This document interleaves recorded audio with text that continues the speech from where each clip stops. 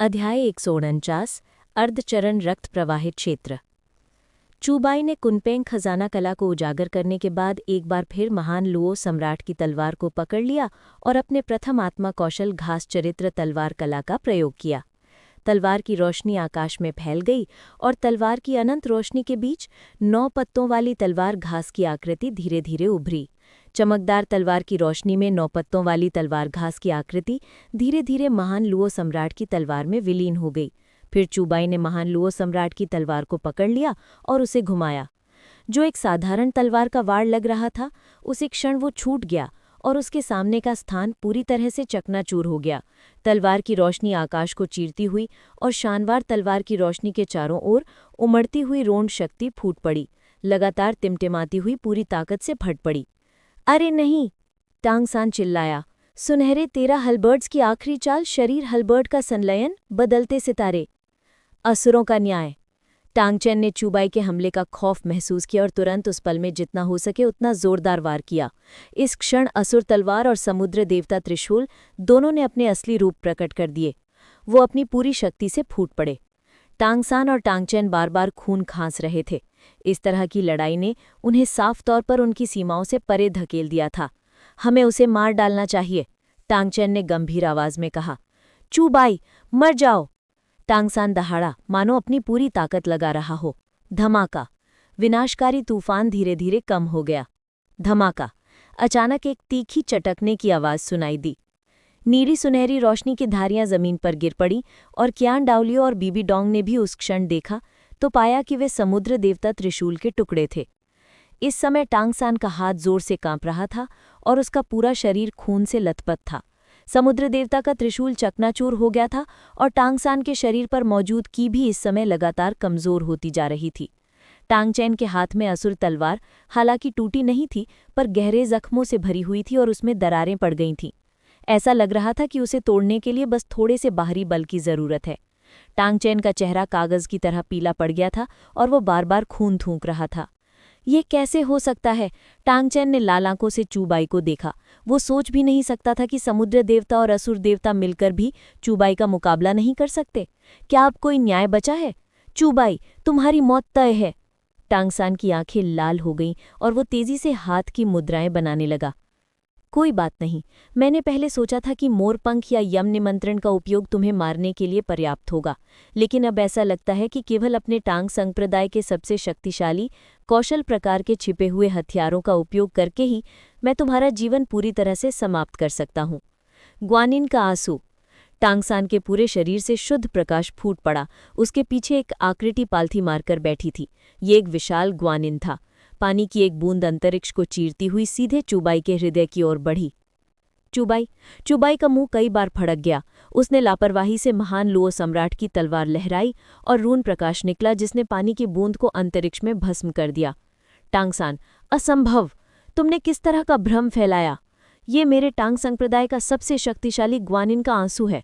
टांगसान पागल हो रहा था। उसके गर्वित टांग संप्रदाय के छिपे हुए हथियार चूबाई के सामने पूरी तरह से बेकार क्यों थे?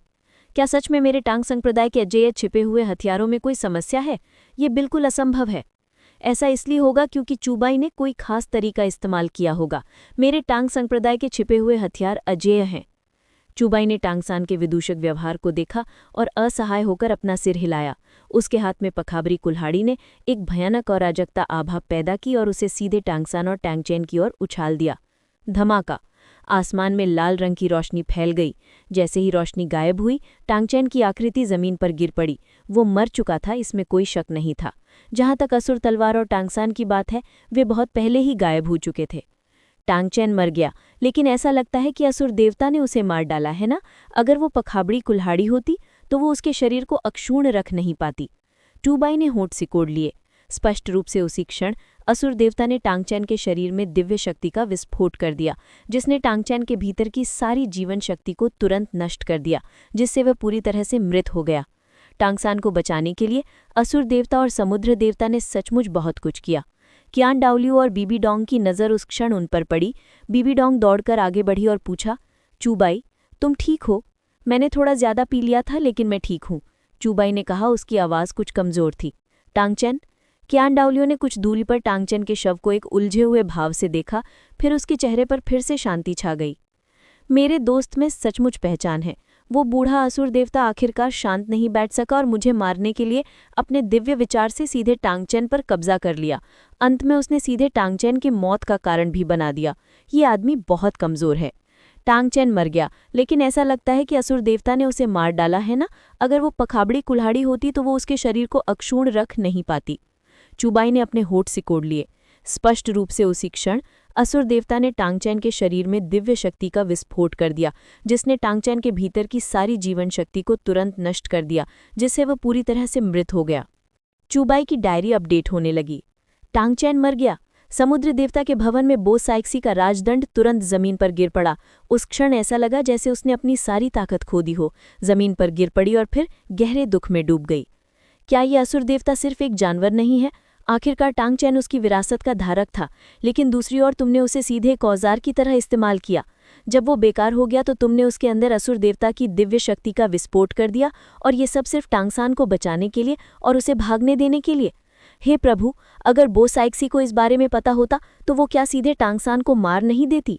लेकिन तुम यकीन नहीं कर सकते, उस नासमझ समुद्र देवता में विश्वास करने वाली बो साइक्सी के साथ में वो ये भी कह सकती थी, ये सभी समुद्र देवता की इच्छा है।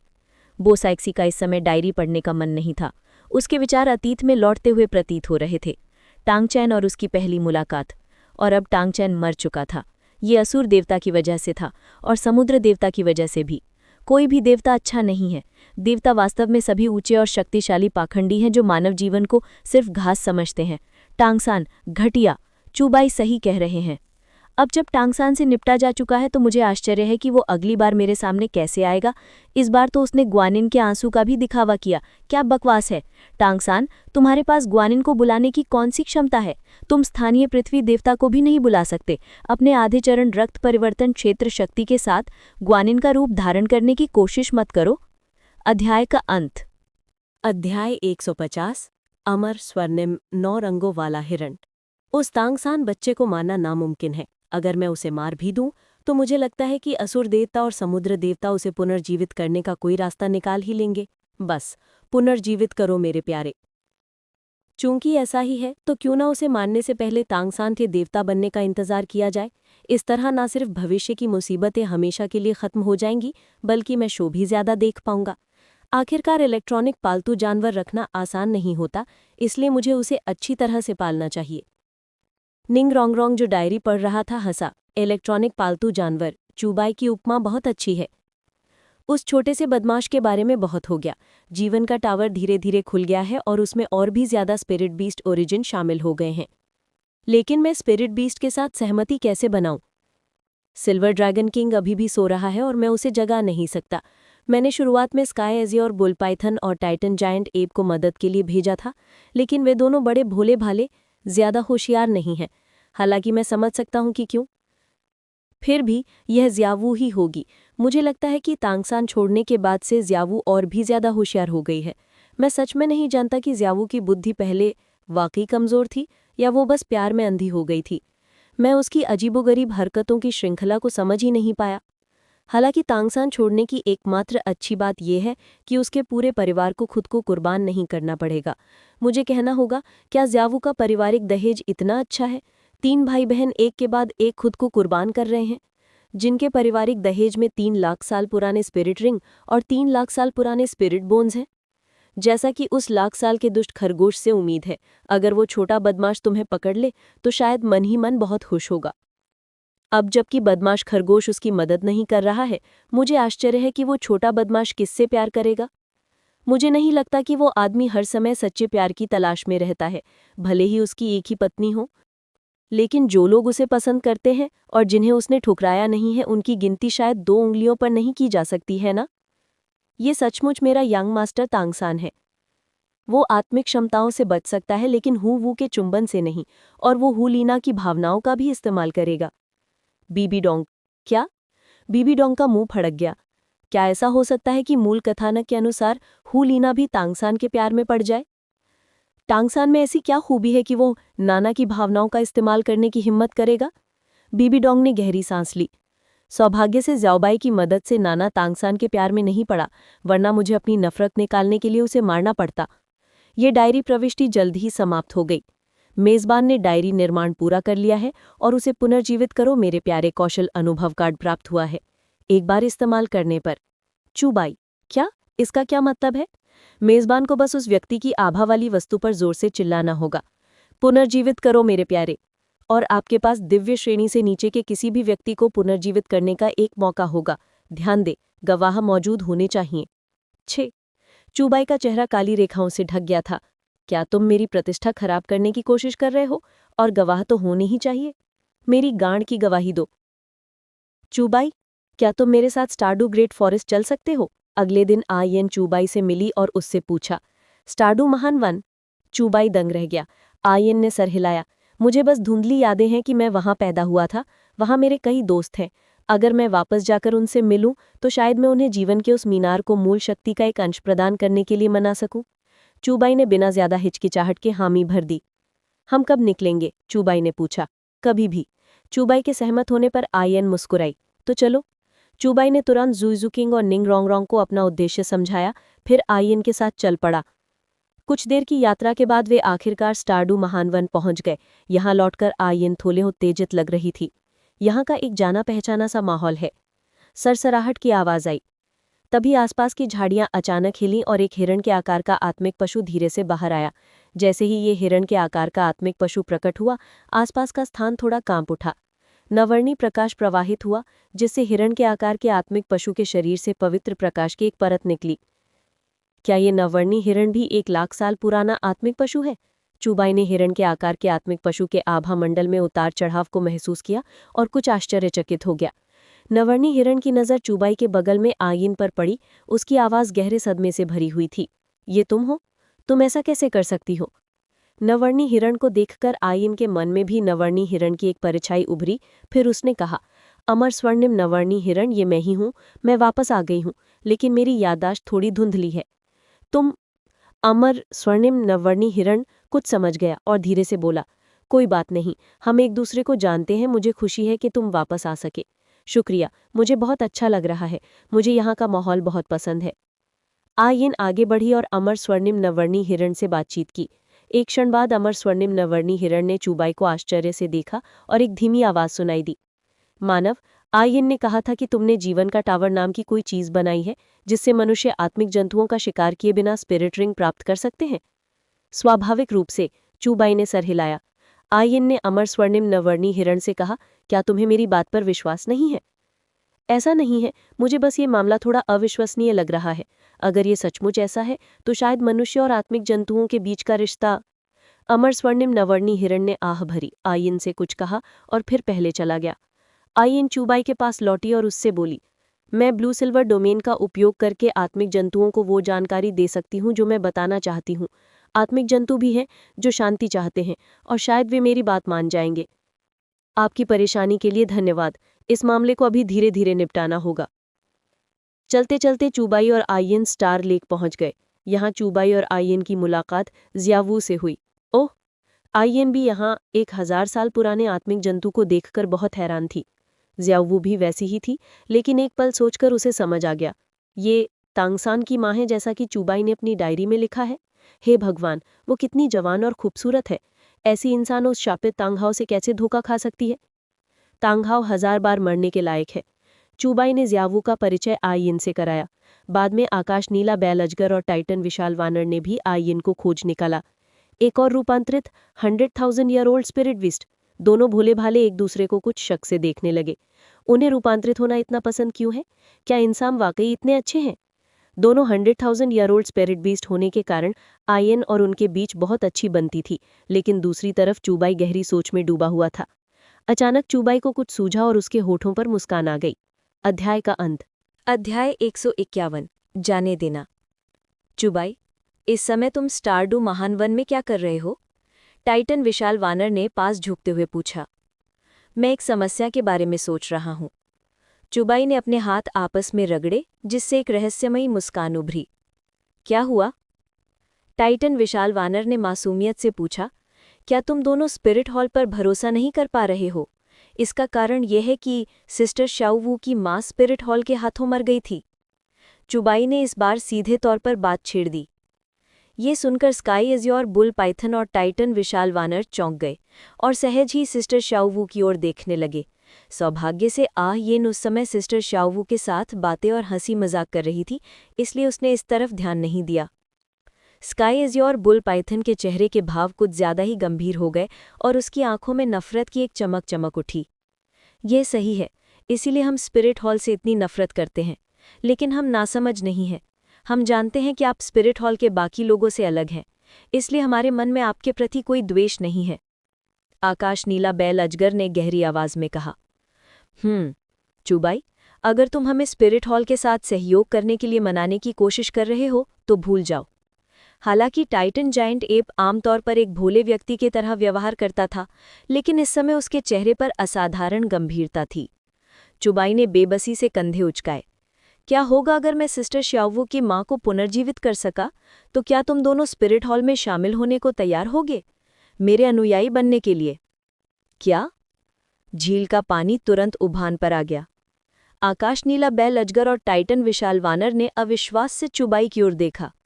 क्या तुम सच कह रहे हो? आकाश नीला बैल अजगर ने धीमी आवाज में पूछा। हाँ, लेकिन एक ही मौका है। अगर तुम इस मौके का फायदा नहीं उठाओगे तो मैं किसी और को जिंदा कर दूंगा। चुबाई ने मुंह बनाया। दरअसल अगर वो इन दो बड़े भोले भाले लोगों को अपने मातहत बना लेता तो उसे न सिर्फ 2 उपाधि प्राप्त डुओलुअ स्तर की महाशक्तियां मिलती, बल्कि उनकी मौजूदगी से वो और भी ज्यादा आत्मीय जानवरों को आकर्षित कर सकता था। दोनों बड़े भोले भाले लोग तुरंत चुप हो गए। इसी समय येन सिस्टर शाओवू के साथ आई। सिस्टर शाओवू की आंखों में आंसू आ गए और उसने चुबाई से रुंधे हुए स्वर में कहा, चुबाई, क्या तुम सच में मां को जिंदा कर सकती हो? हाँ, लेकिन मैं ये मुफ्त में नहीं करूंगी। अगर तुम मां को जिंदा कर सकती हो तो मैं तुम्हारी हर बात मानूंगी। सिस्टर शाओवू ने उत्साह से चुबाई का हाथ पकड़ लिया। उसका चेहरा लाल हो गया। अगर आकाश नीला बैल अजगर और टाइटन विशाल वानर अभी वहां नहीं होते तो शायद अब तक वो कुछ अनुचित बातें कह चुकी होती। चुबाई ने बेबसी से आह भरी। और तुम दोनों बड़े भोले भाले लोगों का क्या? ये तो बहुत ही उचित सौदा है। तुम दोनों मेरे अधीनस्थ बन जाओ और मैं तुम्हारे साथ बुरा व्यवहार नहीं करूंगा। कौन जाने, शायद एक दिन मैं खुश हो जाऊं और तुम दोनों को देवता बनने दूंगा। आकाश नीला बैल अजगर और टाइटन विशाल वानर ने सिस्टर शाओवू की ओर देखा, जो लाल आंखों से रो रही थी, और आखिरकार उनका दिल पिघल गया। खैर, वो व्यक्ति तो जा चुका था। अगर वो उसे पुनर्जीवित भी ना कर सके तो भी उन्हें कुछ नहीं खोना पड़ेगा। ठीक है, अगर तुम आंटी को पुनर्जीवित कर सको तो हम तुम्हें अपना बड़ा भाई मान लेंगे और स्पिरिट हॉल से हमारी शिकायतें भी दूर हो जाएंगी। हम स्पिरिट बीस्ट को भी तुमसे संपर्क करने की कोशिश करने के लिए मना लेंगे। आकाश नीला बैल अजगर ने अपना मन बना लिया और गहरी आवाज में कहा। सिस्टर शाओवू खुशी के आंसू रोने लगी। दामिंग अर्मिंग, तुम दोनों का बहुत बहुत धन्यवाद। टाइटन विशाल वानर ने उन्हें दिलासा दिया। सिस्टर शाओवू, आपको हमें धन्यवाद देने की जरूरत नहीं है। अगर चुबाई के पास सचमुच आंटी को पुनर्जीवित करने का कोई तरीका है तो आपको उन्हें धन्यवाद देना चाहिए। स्पिरिट हॉल में चुबाई का होना स्पिरिट हॉल का भाग्य है। चुबाई ने बेबस होकर मुस्कुराया और सिस्टर शाओवू से पूछा, क्या आपके पास कोई ऐसी चीज़ है जो आपकी माँ ने आपके लिए छोड़ी हो? कोई ऐसी चीज़ जिसमें उनकी आभा हो? क्या ये गिनती में आता है? सिस्टर शाओवू ने खूबसूरत लकड़ी की कंघी निकाली। मुझे पता था कि यही चीज़ होगी। चुबाई को कुछ सूझा। उसकी नज़र अजीब तरह से लकड़ी की कंघी पर टिकी हुई थी। मैं कहता हूं कि आपकी इस कंघी का इस्तेमाल तांगसान ने किया है। मैं आपको पहले ही बता रहा हूं, मेरी पुनरुत्थान तकनीक केवल उस वस्तु से जुड़ी आभा के आधार पर ही पुनर्जीवित कर सकती है। तुम्हारी इस कंघी को कम से कम 3 लोगों ने छुआ है ना? मुझे मत बताना कि मैं तांगसान को जिंदा कर दूंगा। वो एक जिम्वा छोड़ा है, अब आप ही उसे झिलाना। मैं सभी के सामने अपने साथ खिलवाड़ नहीं करूंगा। चुबाई पे अभी इमेजिनेशन भी नहीं कर सकता था। उसका एक ही वाक्य, जिंदा हो जाओ मेरे प्यारे, और तभी तांगसान प्रकट हुआ। ये तो जीवन भर का सदमा होगा। वो कंघी, मैं तो उसे पहले ही फेंक चुका था। सिस्टर शाओवू ने कुछ अजीब तरीके से कहा। दरअसल जिस कंघी से मैंने तांगसान से अपने बालों में कंघी करने को कहा था, वो मैंने बाद में खुद बनाई थी। वो बिल्कुल माँ के बनाई हुई कंघी जैसी ही लगती थी। माँ ने मेरे लिए जो कंघी बनाई थी, मैं उसे हमेशा यहीं रखती हूँ। ठीक है, तो तुम भी उस छोटे बदमाश के साथ दिमागी खेल खेल रहे थे। चुबाई का चेहरा काली रेखाओं से ढका हुआ था। येन, आकाश नीला बैल अजगर और टाइटन विशाल वानर। चुबाई ने कंधे ली और अपने आसपास खड़े 4 लोगों को कुछ अजीब सी नजरों से देखा। अरे नहीं, 4 लाख वर्ष पुराने आत्मिक जानवरों को। बड़े भाई, बस यूं ही खड़े मत रहिए, आप शुरू कर सकते हैं। टाइटन विशाल वानर ने तुरंत उसे बड़ा भाई कहकर बुलाया और चुबाई से शुरू करने का आग्रह किया। चुबाई, मुझे तुम पर विश्वास है, आह्यिन ने भी कहा। चुबाई, तुम मेरे भगवान हो, सिस्टर शाओवू जोर से चिल्लाई। चुबाई लड़खड़ा गया, लगभग गिरकर मर गया। चुबाई ने गहरी सांस ली, उसके चेहरे पर बिना आंसू के रोने की इच्छा थी। छोटे बदमाश का मजाक उड़ाते हुए, छोटा बदमाश बनते हुए। चुबाई का भाव गंभीर हो गया। उसने धीरे धीरे आत्मिक शक्ति का एक अंश छोड़ा, जिससे लकड़ी की कंघी हवा में तैरने लगी। फिर उसकी निगाहें भक्तिपूर्ण हो गई। हालांकि कोई भी उसे कैसे भी देखे, ये भक्ति चुबाई की बहादुरी से मौत का सामना करने जैसी ही लग रही थी। इसके तुरंत बाद सिस्टर शाओवू, आह्यिन और स्काई अज़्योर बुल पाइथन और टाइटन जायंट एप की उत्सुक निगाहों के नीचे चुबाई दहाड़ा, जिंदा हो जाओ मेरे प्रेमी। कोई प्रतिक्रिया न देखकर चुबाई ने खुद को पूरी तरह छोड़ दिया। जिंदा हो जाओ मेरे प्रेमी, जिंदा हो जाओ मेरे प्यारे। फिर से खामोशी, बहरा कर देने वाली। स्काई अज़्योर बुल पाइथन और टाइटन जॉइंट एप। और क्योंकि सभी जानते थे कि आत्मिक जानवरों के पास मन नहीं होता, इसलिए सिस्टर शाओवू की लोथा मैंने भेज नहीं दी। आप सोचिए कि तांगसान कौन है? तुमने यहां तक भी नहीं देखा कि ये कंघी तांगसान ने छुई थी, और तुम मुझसे कह रहे हो कि मैं सिर्फ एक ही दिल को जिंदा कर सकती हूँ। मैं किसे जिंदा करूंगी? तांगसान को? सिस्टर शाओवू की आंखों में आंसू आ गए और उसने चुबाई से रुंधे हुए स्वर में कहा, चुबाई, तुम मेरे पिता बनना चाहती हो? आह्यिन को भी लगा। उन दोनों ने भी ऐसी ही प्रतिक्रिया की। चेहरे से स्केक बना सकते हैं। तुम अपने पिता के साथ क्या कर रहे हो? और इस समय चुबाई की खोपड़ी शर्म से सुन हो गई। वो सीधा स्टारलेक में कूद जाना चाहता था। हालांकि इसी क्षण एक रोशनी अचानक सामने लकड़ी के कंघे को घेर लेती है। फिर रोशनी और तेज होती जाती है और उसके बाद अंदर से एक हल्की गुलाबी चमक फूट पड़ती है। सिस्टर शाओवू पहले तो चौंक गई, फिर उनकी आंखों से आंसू बहने लगे। ये माँ की खुशबू है। ये सुनकर चुबाई ने अवचेतन रूप से पूछा, माँ की खुशबू? ये मसालेदार खरगोश का सिर है या खरगोश का सूप? रोशनी और तेज हो गई। तभी उसके भीतर एक धुंधली आकृति प्रकट हुई। जैसे जैसे वो आकृति साफ होती गई, आसपास का झील का पानी भी उबलता हुआ सा प्रतीत होने लगा। ऊर्जा में उतार चढ़ाव निकलते रहे। बड़ाम प्रकाश का एक विशाल गुलाबी स्तंभ आकाश में उछला। आकाश नीला बैल अजगर और टाइटन विशाल वानर उत्साह से उस गुलाबी प्रकाश स्तंभ के भीतर की आकृति को देखने लगे। अंत में सबकी उत्सुक निगाहों के नीचे वो आकृति जमीन पर उतरी। रोशनी और तेज हो गई। फिर उसके भीतर एक धुंधली आकृति प्रकट हुई। जैसे जैसे वो आकृति साफ होती गई, आसपास का झील का पानी भी उबलता हुआ सा प्रतीत होने लगा। ऊर्जा में उतार चढ़ाव निकलते रहे। बड़ाम प्रकाश का एक विशाल गुलाबी स्तंभ आकाश में उछला। आकाश नीला बैल अजगर और टाइटन विशाल वानर उत्साह से उस गुलाबी प्रकाश स्तंभ के भीतर की आकृति को देखने लगे। अंत में सबकी उत्सुक निगाहों के नीचे वो आकृति जमीन पर उतरी। फिर वो आकृति मानो अग्नि का स्वरूप बनकर जलने लगी। रोशनी सूर्य से भी तेज और धुंधली आकृति के साथ ही मोव रंग में ये रोशनी बदल गई और फिर सबकी उत्सुक निगाहों के नीचे वो आकृति जमीन पर उतरी। अध्याय 152। क्या मैं चोर हूं काऊ? माँ, ज़ियावू के चेहरे पर आंसू बह रहे थे और वो आगे बढ़कर उस आकृति को गले लगा रही थी। वो आकृति थोड़ी हतप्रभ थी, लेकिन ज़ियावू को साफ साफ देखकर उसकी आंखें लाल हो गई। उसने ज़ियावू को गले लगाया और फूट फूट कर रोने लगी। ज़ियावू, मेरे बच्चे। आकाश नीला बैल अजगर और टाइटन विशालकाय वानर ने एक दूसरे को देखा। दोनों ने एक दूसरे की आंखों में खुशी देखी। इस समय स्टारडू महान वन के अधिपति होने के बावजूद उन्हें आंसू बहाने की इच्छा हुई। वो कितना मार्मिक! टाइटन विशालकाय वानर नाक और आंसुओं से लथपथ था। एक रोते हुए व्यक्ति की तरह रो रहा था, नहीं, एक रोते हुए वानर की तरह। इसके बीच चूबाई एक अजीब भाव के साथ आह्यिन के पास लौट आया। बहुत शर्मनाक, बहुत शर्मनाक। आह्यिन मुस्कुराए बिना नहीं रह सकी। वो तुम्हें मुझे दिलासा देने की जरूरत नहीं है।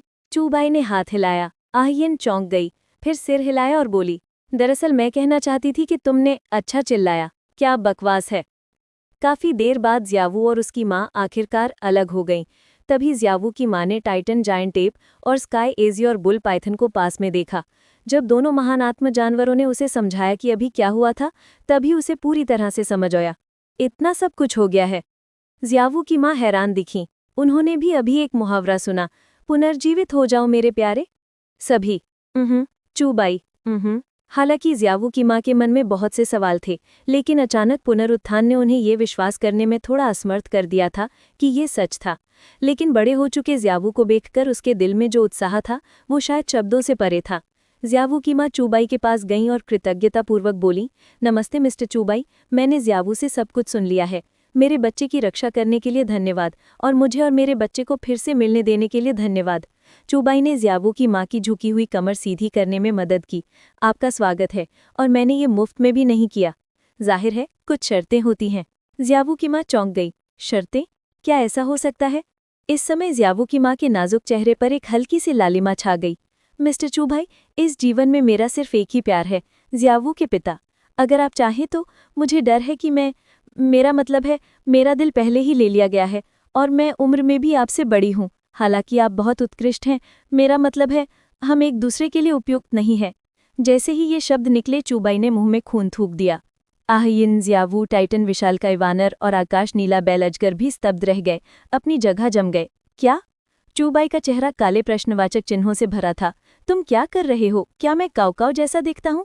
ज़ियाबू की माँ को भी एहसास हो गया कि उसने चूबाई का मतलब गलत समझ लिया था और उसका चेहरा और भी लाल हो गया।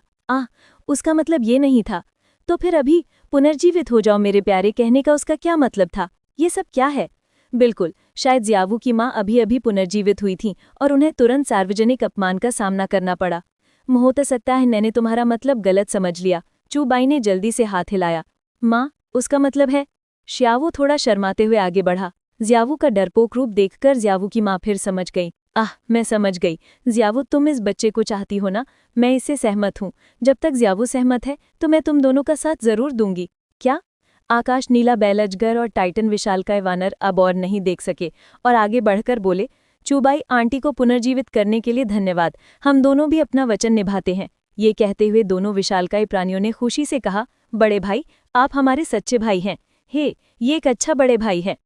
चूबाई ने संतोष में सिर हिलाया। हम भी अपना वचन निभाएंगे और आत्म जानवरों को तुम्हारे जीवन के टावर के अस्तित्व के बारे में बताएंगे, लेकिन हम शायद सभी आत्म जानवरों को नहीं मना सकते। मुझे लगता है तुम्हें समझ जाना चाहिए। आकाश नीला बैल अजगर ने गहरी आवाज में कहा। आखिरकार स्टारडू महान वन के अधिपति होने के बावजूद वो शायद सभी आत्म जानवरों को नहीं मना सकते। मैं समझ गया। चूबा ने सिर हिलाया। फिर आकाश नीला बैल अजगर और टाइटन विशालकाय वानर ने एक दूसरे को देखा और एक स्वर में कहा, बड़े भाई, हमने तुम्हारे डू लोअफ संघ में शामिल होने का फैसला किया है। बहन श्यावू ने भी यही फैसला किया है। तो अब चूबाई बड़े भाई हैं, बहन श्यावू दूसरे बड़े भाई हैं, मैं तीसरा हूं और तुम चौथे हो। आकाश नीला बैल अजगर ने टाइटन विशालकाय वानर से गंभीरता से कहा। टाइटन विशालकाय वानर का चेहरा आक्रोश से भरा था। वो फिर से सबसे छोटा था। दूसरे बड़े भाई क्या होते हैं? जैसे जैसे शाम ढल रही थी, ज़ियाबू की माँ हाल की घटनाओं से पूरी तरह से अनजान थी, इसलिए ज़ियाबू उसे ये बताने के लिए ले गई कि क्या हुआ था। चूबाई के बारे में होस्ट की शिकायत डायरी ने ज़ियाबू की माँ के लिए एक शिकायत स्लॉट अपने आप सक्रिय कर दिया। अपने मन में सिस्टम की आवाज़ सुनकर चूबाई का मुंह फड़क गया। बहुत शर्मनाक। आखिर उस छोटे बदमाश ने कैसे कह दिया, जीवित हो जाओ मेरे प्यारे? उस छोटे बदमाश, तुम्हारी खाल तो गोलियों नहीं परमाणु बमों तक भी रोकने लायक मोटी होनी चाहिए ना? इस समय ज़ियाबू की माँ, जो ज़ियाबू से बातें कर रही थी, चौंक गई। ये क्या है? चूबाई की डायरी? ज़ियाबू की माँ ने दूर से चूबाई को अजीब नज़रों से देखा और ये छोटी सी हरकत ज़ियाबू ने स्वाभाविक रूप से देख ली। माँ, उसके हाव भाव की कर क्या वो चूबाई की डायरी भी देख सकती है? ज़ियाबू की आंखें चौड़ी हो गईं। उसे थोड़ा अविश्वास हुआ, लेकिन वो डायरी के अस्तित्व का सीधे जिक्र नहीं कर सकती थी, इसलिए ज़ियाबू ने भी सोचा कि वो अपनी माँ को इशारा कर सकती है क्या? यार, मैं जो कुछ भी करता हूँ वो फेडरेशन के लिए है, वेईवू की वीरता की भावना को विरासत में पाने के लिए बिल्कुल नहीं। अध्याय का अंत।